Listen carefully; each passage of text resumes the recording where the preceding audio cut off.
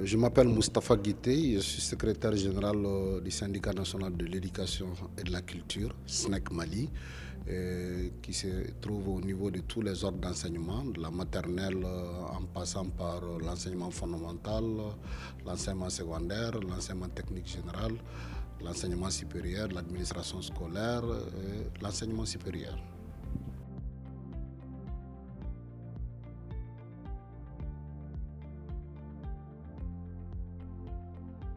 Le personnel éducatif au niveau du Mali vit dans une situation extrêmement difficile, dans un contexte inédit, avec l'insécurité, la crise multidimensionnelle actuellement en ce moment. Et puis, il y a des secteurs qui vivent avec des salaires extrêmement dérisoires au niveau du secteur primaire et au niveau surtout des enseignants des écoles communautaires qui constituent une grande majorité au niveau de ces secteurs-là, mais qui sont très mal payés, qui n'ont que 50 000 francs CFA par mois. 50 000 francs CFA par mois, tandis que les autres ont à peu près 350, 250 000 selon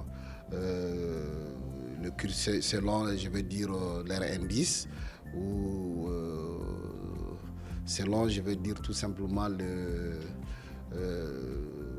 l'échelon, la classe et l'échelon bien sûr de ces enseignants. Alors il y a une discrimination au niveau des ordres d'enseignement parce qu'il y en a qui perçoivent 50 000 francs CFA et qui exercent la même profession que les autres, qui ont la même tasse descriptible, tandis que les autres ont 350, 250, 175 000. Donc c'est une situation extrêmement difficile au niveau du secteur privé, de l'enseignement privé.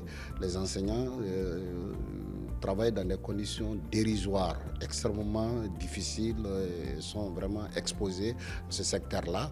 Donc globalement, le secteur éducatif travaille dans des situations extrêmement pénibles au Mali.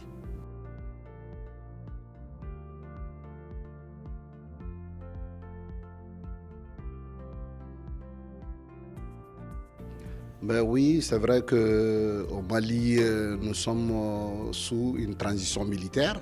Ce n'est pas seulement le Mali, c'est le Mali, le Burkina Faso et le Niger, parce que tout simplement, nos autorités militaires ont jugé nécessaire de rompre avec le système démocratique. Bien sûr, parce que avec les présidents démocratiquement élus, on a connu vraiment un revirement total de nos situations et des impositions qui nous sont, qui sont imposées à nos chefs d'État.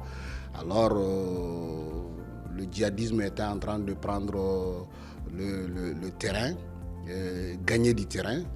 On le dit clairement que chaque coup d'État en Afrique est un grand recul pour la démocratie, c'est une réalité, mais aussi chaque coup d'État en Afrique, évidemment, est un grand recul pour la démocratie, mais un bel exemple pour les pseudo-démocrates qui, une fois qui sont à la commande du pouvoir, essaient de torpiller les textes et puis s'enrichissent sur le dos des contribuables, bafouent les règles du jeu démocratique et la mauvaise gouvernance, la corruption, la gabésie s'installe. Et c'est ce qui a amené cette situation.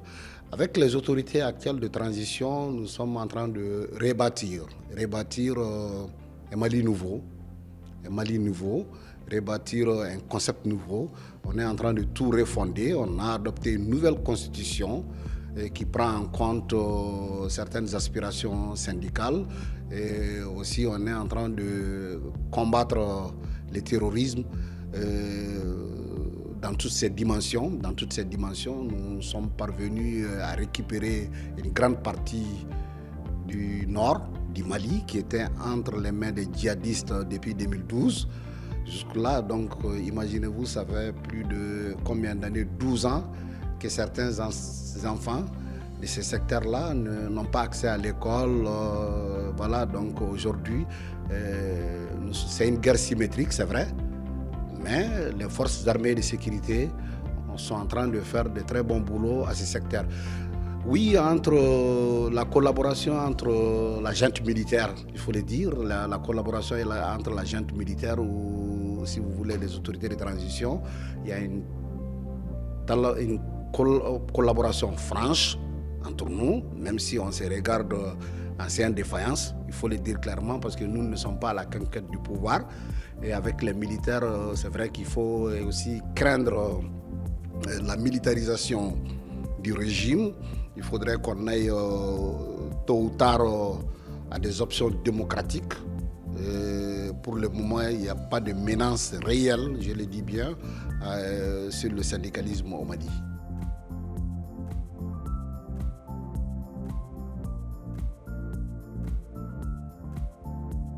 Oui, et les difficultés qu'on a actuellement, c'est vrai qu'aujourd'hui, nous sommes, moi je suis secrétaire général du SNEC, secrétaire aux revendications d'une grande centrale, Union nationale des travailleurs du Mali, et nous constituons une force tranquille. Nous nous imposons. C'est vrai qu'il y a des difficultés dans le secteur de l'éducation, des difficultés liées au financement même de l'éducation, notamment dans le cadre du recrutement du personnel, dans le cadre de la construction des salles de classe, et dans le cadre de la formation continue des enseignants, de tous les ordres d'enseignants. Il y a des difficultés majeures à ce niveau-là. On a parlé également le toilettage de nos textes parce qu'on vient de faire également les états généraux sur l'éducation. Et on espère bien que ces recommandations ne seront pas oubliées dans les coffres forts et seront utilisées et appliquées au bénéfice, des élèves. Maintenant, la situation extrêmement inquiétante pour nous en tant qu'organisation syndicale, c'est que l'école publique est en train de mourir au profit de l'école privée. La prolifération des écoles privées. Là, c'est une situation extrêmement difficile parce que nous avons deux systèmes éducatifs à double vitesse. Un système éducatif, je veux dire, à deux vitesses. Double vitesse, pourquoi ? Parce que les enfants les plus nantis perçoivent une éducation de qualité, une éducation parce que c'est le fils à papa, tandis que les autres, les enfants des pauvres, l'école de la plèbe, on aurait affaire à une société discriminatoire. Et là, c'est inquiétant.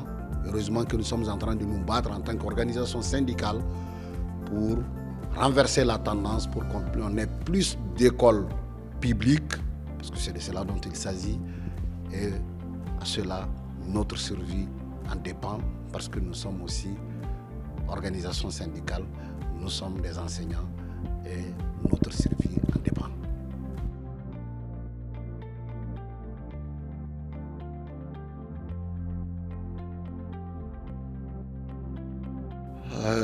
La réalisation qui me rend fier, je l'ai dit, c'est de pouvoir intégrer des enseignants communautaires dans la fonction publique des collectivités. Vous savez, ces enseignants des écoles communautaires ont été recrutés pour la plupart vers 1997-1998. Et de là jusqu'en 2010, ils n'avaient aucun statut juridique. On est parvenu à sécuriser leur emploi, à les protéger, à les syndiquer. Et ils sont au nombre de 16 014 sur le système éducatif. D'ailleurs, c'est eux qui constituent les maillons essentiels du système éducatif au niveau primaire. Premier cycle 1 et second cycle. Et vous savez, nous avons commencé le processus d'intégration en 2014 avec à peu près 250 enseignants à intégrer. Et en 2021, avec ma centrale, nous sommes parvenus à intégrer 600 enseignants communautaires dans la fonction publique des collectivités. Et cette année, c'est un processus qui continue. Donc ça a été vraiment une fierté, une satisfaction morale. Au moins, on est en train de corriger une injustice, une discrimination vis-à-vis de nos autres collègues.